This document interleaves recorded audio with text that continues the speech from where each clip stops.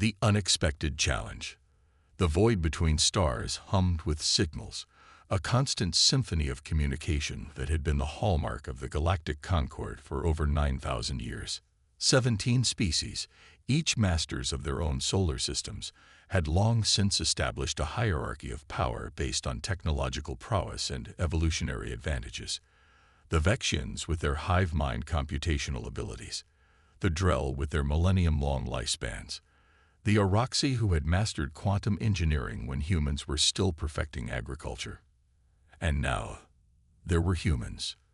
The newest members of the Concord had arrived with little fanfare, detected only when their first interstellar colony ships entered the outer reaches of already claimed territory. The elder races had watched with mild curiosity as these bipedal creatures established themselves, expecting the usual pattern of deferential integration. After all, humanity was at least 2,000 years behind the technological curve of even the least advanced Concord species. Yet in the span of just 50 years, humans had managed what took others centuries, carving out 17 colonies across multiple star systems, developing hybrid technologies that merged their own innovations with reverse-engineered concepts from the Concord, and establishing a diplomatic presence that was becoming increasingly difficult to ignore. Captain Ilara Chen stood on the observation deck of the UES Prometheus, Earth's first purpose-built diplomatic vessel, watching as the massive Centaurian flagship slid into view against the backdrop of the nebula. "They're late," Lieutenant Quan noted, checking the ship's chronometer. 17 minutes by standard Concord time. "They're making a point," Ilara replied, straightening her midnight blue uniform. The Centaurians believe that keeping others waiting demonstrates superiority. They did the same when they met with the Vexian delegation last cycle. The Centaurians were among the oldest species in the Concord, silicon-based life forms whose natural environment was the crushing pressure of gas giants. Their environmental suits looked like floating crystalline structures, pulsing with internal light as they moved through oxygen atmospheres. "Captain, we're receiving their hail," Communications Officer Rivera announced. "They're requesting permission to board with a delegation of 3. "Granted," Ilara replied, "and inform them that we'll meet in Conference Room Alpha. Standard gravity and atmosphere mix." "Ma'am," Rivera hesitated, "they're specifically requesting low oxygen conditions." Ilara smiled thinly. "Another power play. Inform them that we regret we cannot accommodate specialized atmospheric conditions in our conference facilities at this time, but we can provide them with enhanced environmental suits for their comfort." The truth was that the Prometheus could easily adapt its environmental systems to any known species requirements. But the Centaurians had spent the last 6 months dismissing humanity as barely spacefaring primitives, and Ilara had decided that small psychological advantages would matter in the coming negotiations. The delegation that materialized in the Prometheus's teleportation bay was exactly as intelligence had described. 3 crystalline entities, nearly 3 meters tall, their translucent bodies rippling with complex internal lights. "Welcome to the Prometheus," Ilara said, bowing her head slightly. "I am Captain Ilara Chen, representing the United Earth Systems." The tallest of the Centaurians floated forward. "I am High Commander Vextura of the 11th Centaurian Fleet. These are my advisors, Science Director Krulax and Cultural Attaché Zidor." Its voice came through a translation matrix, flat and artificial. "We are honored by your presence," Ilara replied, gesturing toward the corridor. "If you'll follow me, we've prepared a conference room for our discussion." "Your ship is interesting," Science Director Krulax commented as they moved through the corridors. "The design principles appear inefficient. There is redundancy in your systems that serves no apparent purpose." "We humans find redundancy comforting," Lieutenant Quan replied with a smile. "We like backup plans for our backup plans." The conference room was simple by Concord standards, a circular table surrounded by adaptable seating, with a holographic display system in the center. The Centaurians took positions on one side, their crystalline forms hovering just above the specially reinforced chairs. "Let us dispense with pleasantries," High Commander Vextura began. The Concord has summoned representatives from all member species to address a crisis, and humanity, despite its junior status, has been included. Ilara nodded. We received the broad outlines of the situation. Something has been discovered in the Epsilon Eridani system that concerns the entire Concord. Concerns is an understatement. Science Director Krulax interjected, its internal lights pulsing rapidly, a sign of agitation, according to the briefing materials. What we have discovered threatens every spacefaring species, and unfortunately, we have been unable to contain it. Ilara leaned forward. The message mentioned an ancient technology. Yes, Vextura confirmed. 3 months ago, a Drell exploration vessel discovered a derelict structure orbiting the outermost planet in the Epsilon Eridani system. The structure appears to be approximately 15 million years old, built by a civilization we have no record of. The holographic display activated, showing a massive ring-shaped construction, easily 100 kilometers in diameter, its surface covered in intricate patterns that seemed to shift and change even as they watched. Initial scans indicated it was dormant, Krulax continued. The Drell sent a research team to study it. Upon approaching, the structure activated. Activated how? Quan asked. It began to reconfigure itself. Zidor, the cultural attaché, spoke for the first time. And then it released something into space, a form of self-replicating nanotechnology that appears programmed to target artificial systems. Within hours, the Drell research vessel was compromised. Within days, every artificial structure in the Epsilon Eridani system had been infiltrated. The holographic display changed to show microscopic machines, geometrically perfect and disturbingly elegant in their design. We sent our most advanced vessels to quarantine the system, Vextura said. They too were compromised. The nanites adapt to any countermeasure we deploy, integrating our own defensive technologies against us. What exactly do these nanites do once they infiltrate a system? Ilara asked. They assume control, Krulax replied. They don't destroy, they convert. Ships, stations, even planetary defense systems become extensions of the original structure. 7 attempts by 5 different species have failed to contain the spread. Ilara studied the holographic display, watching the nanites' movement patterns.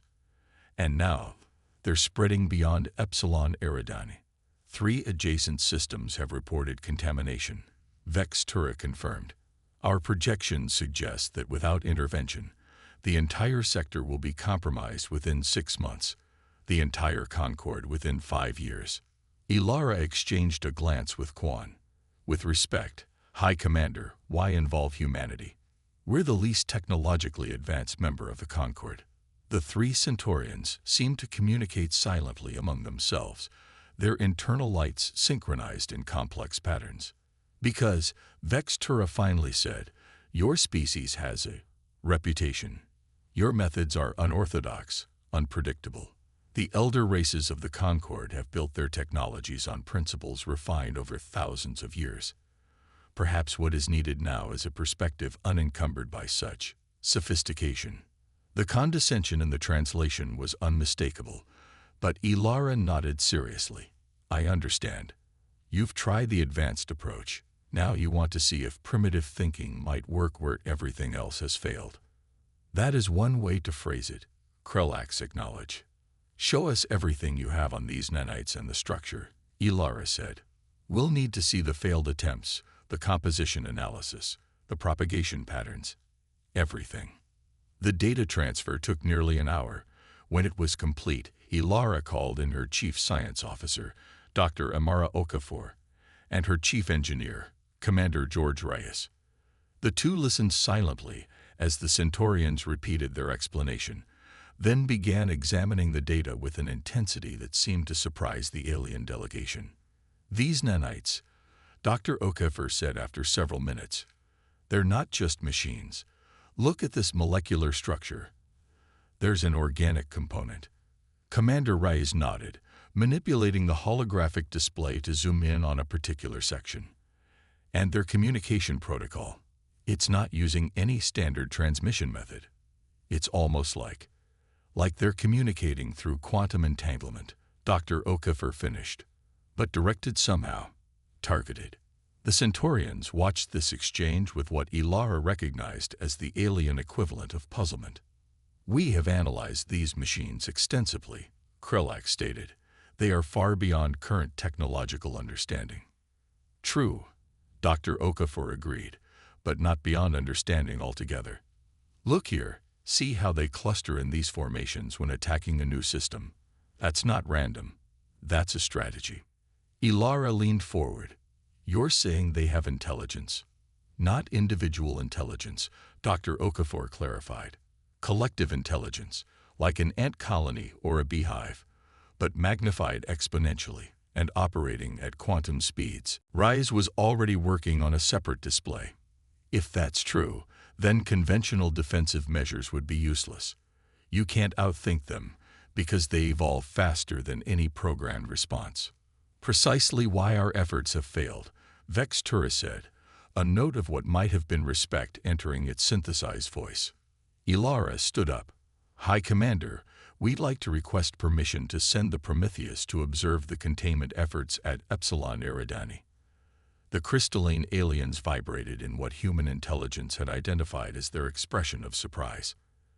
"That would be extremely dangerous," Zidor cautioned.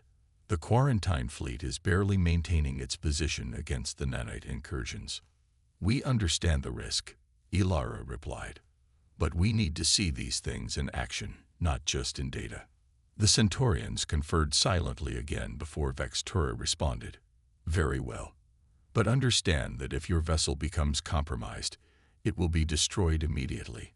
We cannot risk further contamination." After the Centaurian delegation departed, Ilara gathered her senior staff in the ship's Strategic Command Center. "They're desperate," Commander Reyes observed. "The Centaurians asking humans for help. It's unprecedented." "They're not exactly asking for help," Lieutenant Quan corrected. "They're throwing us at the problem to see what happens. If we fail, they've lost nothing important, just the primitive newcomers. If we succeed, they can study our methods and claim diplomatic credit for involving us." "Either way," Dr. Okafor said, "this is the opportunity we've been waiting for. A chance to demonstrate human capabilities on a galactic stage." Ilara nodded, studying the star chart showing the Prometheus's course to Epsilon Eridani. "The nanites adapt to technological countermeasures. They evolve faster than any programmed response. So we need something unprogrammed. Something that defies prediction. Human improvisation," Reyes suggested with a grin. "Exactly," Ilara replied. "The Concord species have been refining their technologies for millennia. They've become linear thinkers, approaching problems within established frameworks. While we're still making it up as we go along," Quan added. "Sometimes the newest perspective is exactly what's needed," Ilara said, closing the holographic display. "Set course for Epsilon Eridani. Maximum speed. Let's show the galaxy what human ingenuity looks like." 3 days later, the Prometheus dropped out of hyperspace at the edge of the Epsilon Eridani system. The quarantine zone was immediately visible, a perimeter of massive Concord warships forming a sphere around the inner system.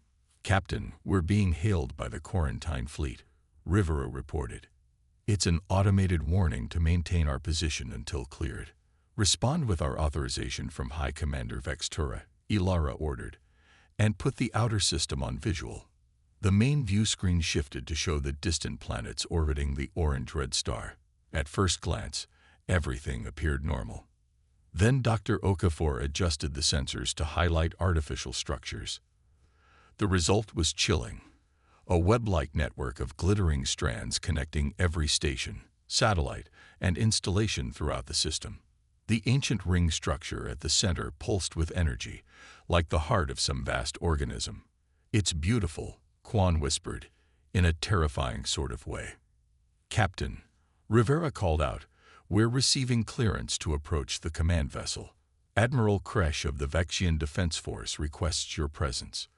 The Vexian command ship dwarfed the Prometheus, its biomechanical hull resembling a massive jellyfish frozen in metallic perfection. Inside, the atmosphere was thick with moisture, and the lighting fluctuated in patterns the human eyes found disorienting. Admiral Kresh was waiting in what passed for a conference room, a circular chamber where the Vexian's tentacle-like appendages could connect directly with the ship's systems. The Admiral's body was primarily head, a bulbous, brain-like structure supported by dozens of neural connectors that served as both limbs and sensory organs. Captain Chen. Kresh's voice emerged from a translator device floating nearby. The Centaurians informed us of your arrival. I must admit, we were surprised by their decision to involve Earth in this crisis. As were we, Admiral. Ilara replied diplomatically. But we're here to help in any way we can. Noble sentiments, Kresh replied, several tentacles waving dismissively. But what can humans possibly contribute that 17 more advanced species have not already attempted? A different perspective, Ilara said simply. May I ask what your most recent containment strategy was? The question seemed to catch the Vexian off guard. After a moment, the Admiral gestured, and a holographic display materialized in the center of the chamber. 3 days ago, we deployed a quantum isolation field around the primary structure, Kresh explained. The theory was to cut off the nanites' ability to communicate with their point of origin. It was our most promising approach yet. What happened? Ilara asked, though she suspected the answer. The nanites adapted, Kresh replied, frustration evident even through the translator. They reconfigured to use the very particles of our isolation field as communication mediums. The field became a broadcast amplifier, accelerating their spread. Ilara studied the detailed schematics of the failed attempt. You're approaching this as a technological problem, trying to outthink machines by building better machines. Of course, Kresh's tentacles curled in the Vexian equivalent of a frown. What other approach could there be? What if, Ilara suggested carefully, we stop trying to out-technology them and instead redirect their fundamental programming? Explain, the Admiral demanded. Dr. Okafor has identified an organic component in these nanites, Ilara said, and Commander Rice believes they operate as a collective intelligence. What if, instead of fighting them, we gave them a new directive? Something that satisfies their base programming while redirecting their expansion. Admiral Kresh was silent for a long moment. That is, not how the Concord approaches such threats. We contain. We neutralize. We do not negotiate with technological hazards. With respect, Admiral, containment has failed. Neutralization has failed. Perhaps it's time to try something that isn't in the standard Concord protocol. The Vexian's tentacles writhed in what might have been agitation or contemplation. What exactly are you proposing, Captain Chen? I'd like to send a small team in a specially modified shuttle to approach the main structure. Not to attack it, but to attempt communication. Suicide, Kresh stated flatly. Not if we're right about the nature of these nanites, Ilara countered. We believe they're designed to assimilate and repurpose technology, not destroy it. If we approach with a system they find interesting enough to study rather than immediately convert, we might establish a dialogue. What could possibly interest a 15-million-year-old artificial intelligence? Ilara smiled. Human unpredictability. As the Prometheus prepared its specialized shuttle, the Concord representatives watched with a mixture of fascination and skepticism. The modifications being made seemed random, even primitive by their standards. They're deliberately introducing inefficiencies, one Drell observer noted with disgust. Look, they've created analog circuits alongside digital, and those power conduits are arranged in patterns that make no logical sense. It's not inefficiency, Dr. Okafor explained, overhearing the comment. It's unpredictability. We're creating systems that don't follow standard logic pathways. If these nanites adapt by analyzing and predicting responses, we're giving them something they can't easily predict. The mission plan was equally unorthodox. Instead of deploying sophisticated shielding or weapons, the human team had decided to approach the ancient structure with systems running at minimal capacity, broadcasting mathematical sequences that began logically but devolved into patterns based on human music, poetry, and art. "You cannot be serious," Admiral Kresh objected when presented with the final plan. "You're approaching a technological threat with aesthetics.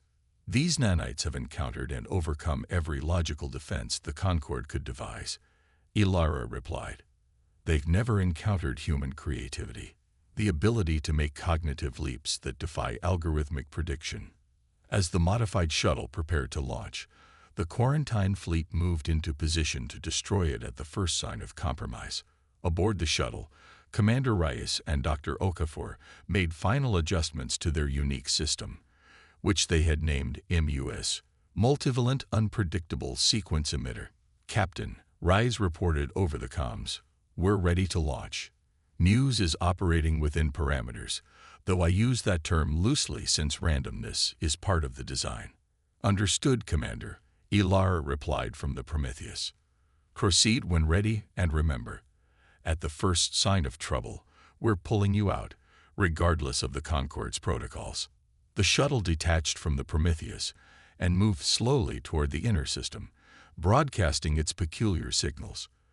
The Concorde fleet watched in tense silence, weapons locked onto the tiny vessel. "They won't make it past the outer perimeter," a Drell commander predicted. "The nanites will swarm them immediately." But something unexpected happened as the shuttle passed the quarantine line.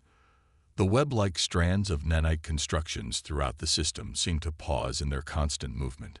Sensors detected a shift in energy patterns as countless microscopic machines appeared to redirect their attention. "They're curious." Dr. Okafor's voice came through the comms, a note of excitement breaking through her professional demeanor. "They're actually pausing to analyze our signal." For 7 tense minutes, the shuttle continued its approach while the nanite systems remained in this state of apparent observation. Then, suddenly, a narrow beam of light extended from the ancient ring structure at the center of the system, connecting with the shuttle. "We're being scanned," Reyes reported. "But it's not like any scan I've seen before. It's interactive. MUS is responding automatically, creating new patterns in reaction to the beam." On the Prometheus, Ilara watched the telemetry with growing hope. "It's working. They're engaging with our system instead of simply assimilating it." "Impossible," Admiral Kresh muttered, all eyes of the Concorde representatives fixed on the displays. Then the scanning beam withdrew, and for a moment, nothing happened. The shuttle continued its approach, systems functioning normally. "Did it work?" Lieutenant Quan whispered. Before anyone could answer, the ancient structure at the center of the system began to change. The ring, which had been pulsing with steady energy since its activation, started to reconfigure itself. The web-like network throughout the system began to contract, nanites streaming back toward their point of origin. "They're retreating," Rivera confirmed, checking the sensor readings. "All nanite activities in the outer system have ceased." For the first time in 3 months, the relentless expansion of the ancient technology had been halted, not by force or advanced technology, but by the unpredictable creativity of a species the Concorde had considered barely worth noticing. As the shuttle returned safely to the Prometheus, Captain Ilara Chen stood on her bridge, aware that 17 species were now looking at humanity with new eyes, filled with a mixture of relief, gratitude, and something else. Fear. Because in that moment, they realized what humanity truly brought to the galactic community. Not advanced technology or overwhelming force, but something far more powerful and unpredictable. The boundless capacity for innovation that defied all logical prediction. And in a universe where patterns and predictability had defined power for millennia, the human mind had just revealed itself as the most dangerous weapon of all. The Ingenuity solution. The celebration aboard the Prometheus was subdued. While the nanite retreat represented a victory, Captain Ilara Chen knew it was only the beginning. Throughout the ship, her crew worked diligently, analyzing data from their unprecedented interaction with the ancient technology. In the primary science lab, Dr. Okafor's holographic displays showed the continuing reorganization of the massive ring structure at the center of the Epsilon Eridani system. "It's not shutting down," she explained to the gathered senior staff. "It's reconfiguring into a more compact form. The nanites are being reabsorbed, but they're bringing back everything they've learned from their excursions. So they're still dangerous," Lieutenant Quan observed. "Potentially more dangerous," Commander Rice corrected. "They've had 3 months to study Concord technology across multiple systems. Now all that knowledge is being consolidated." Ilara studied the shifting patterns of light emanating from the structure. But they responded to Muiz. They recognized something in our approach that made them pause. "The question is why?" Dr. Okafor said. "What about our unpredictable sequences caught their attention when the most advanced defensive systems in the galaxy couldn't?" The door to the lab slid open, and Admiral Kresh floated in, accompanied by representatives from 3 other Concord species, a Drell, an Oroxy, and somewhat surprisingly, High Commander Vextura of the Centaurians. "Captain Chin," the Vexian Admiral's translator conveyed. "The Concord Emergency Council requests your presence at a strategy session aboard my vessel in 2 hours." "Of course, Admiral," Ilara replied. "We're still analyzing the data from our initial contact." "Your approach was unorthodox," the Drell representative stated. Tall and slender with iridescent skin that shifted colors with emotional states, the Drell's current bluish-green hue indicated deep uncertainty. "The Council is divided on whether to pursue this strategy further." High Commander Vextura's crystalline form pulsed with internal light. "Some believe we should capitalize on this temporary retreat to launch a coordinated attack on the primary structure." Ilara exchanged glances with her team. "With respect, attacking now could undo everything we've accomplished. The nanites have shown an ability to adapt to conventional weapons. There's no reason to believe a direct assault would be more effective now than before.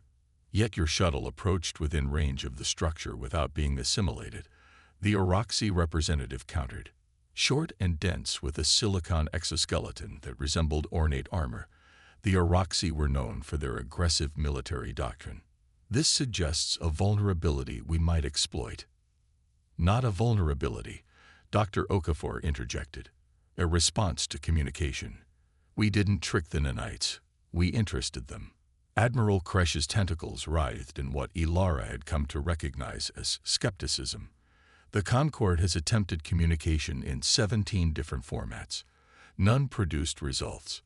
All following logical protocols," Ilara pointed out.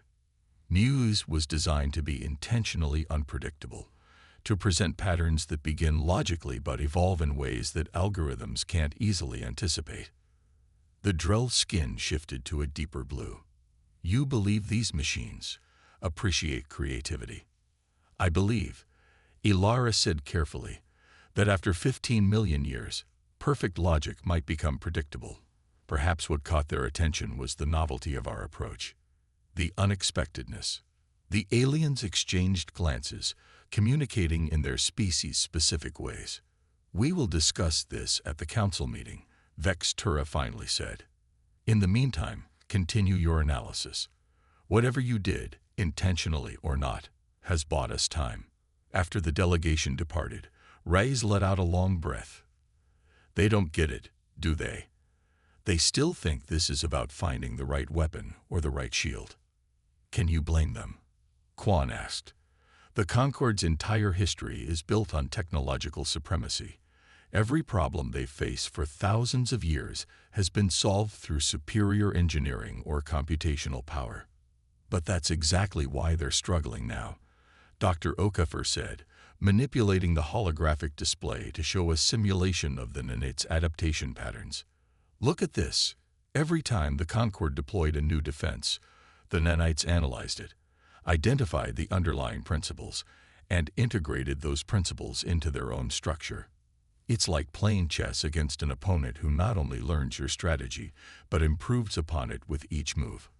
Ilara nodded. "And what's the one thing a perfect learning algorithm can't predict?" "A move that makes no logical sense," Reyes answered with a grin. "The unexpected play that seems like a mistake until 3 moves later when you realize it was brilliant." "Exactly," Ilara said. Humans excel at that kind of lateral thinking because our problem solving isn't purely algorithmic. We make intuitive leaps. We find connections between seemingly unrelated concepts. So what's our next move? Quan asked. Ilara studied the displays showing the still reconfiguring ancient structure. We need to understand what these nanites were originally designed to do. No technology exists without purpose. If we can discern their original function, we might be able to redirect them more permanently. 2 hours later, the Prometheus's senior officers joined 23 representatives from the Concord species aboard the Vaxian command vessel. The massive chamber was designed to accommodate the biological diversity of the gathered aliens, with environmental fields creating localized atmospheres for each delegation. The debate was already heated when they arrived.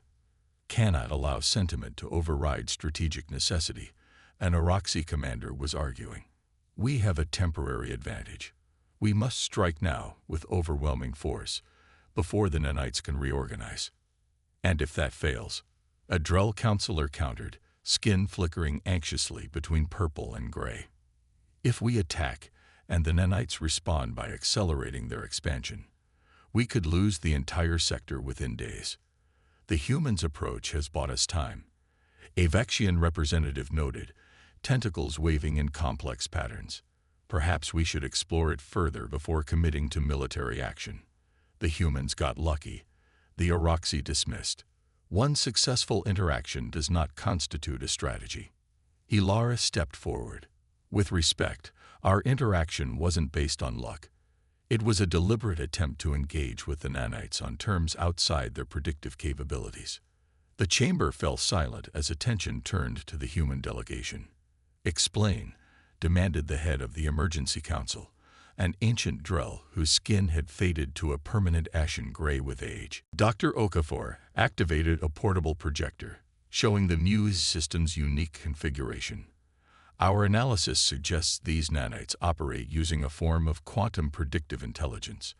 They sample incoming data, project all possible response patterns, and adapt preemptively. It's why conventional defenses fail. The nanites have already modeled and countered them before they're even fully deployed. We've observed this capability, the head counselor acknowledged. Continue. Muse was designed to introduce genuine unpredictability into the equation. Dr. Okafor explained.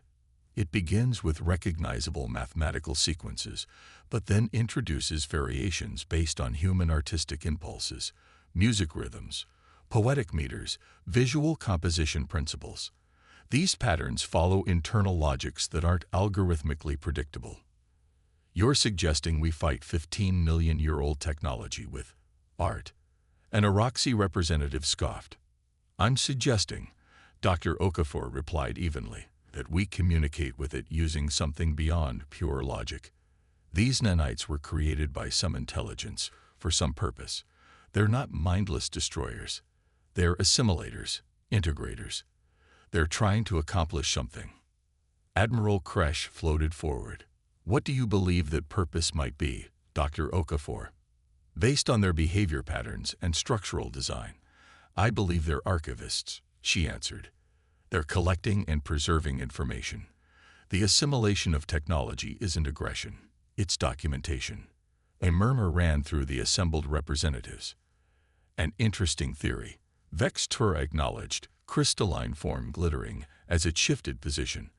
But it doesn't explain why they've become active now, after 15 million years of dormancy. Commander Reyes stepped forward. Actually, it might. The Drell vessel that discovered the structure, what was it doing in that specific orbit? The Drell counselor's skin rippled with surprise. It was mapping remnant radiation from the system's formation. Epsilon Eridani is relatively young, only about 800 million years old. The scientific mission was studying protoplanetary dynamics. And did that mission involve any deep scanning of the outer planet? Rice pressed. Yes, the counselor admitted. They were using quantum resonance imaging to map the planet's internal composition. Reyes nodded. So they were bombarding the area with specifically modulated energy patterns designed to penetrate and analyze dense matter, potentially similar to the activation frequencies of the ancient structure. The chamber grew quiet as the implications sank in. An accidental activation, the head counselor murmured, which explains why the nanites' first response was to assimilate the nearest artificial systems. Ilara added, they were resuming their primary function after 15 million years of dormancy, collecting and preserving information about the technological state of their environment. If this theory is correct, Admiral Kresh said slowly, then the nanites aren't an attacking force. They're a research expedition that doesn't understand it's causing harm. Precisely, Dr. Okafor confirmed.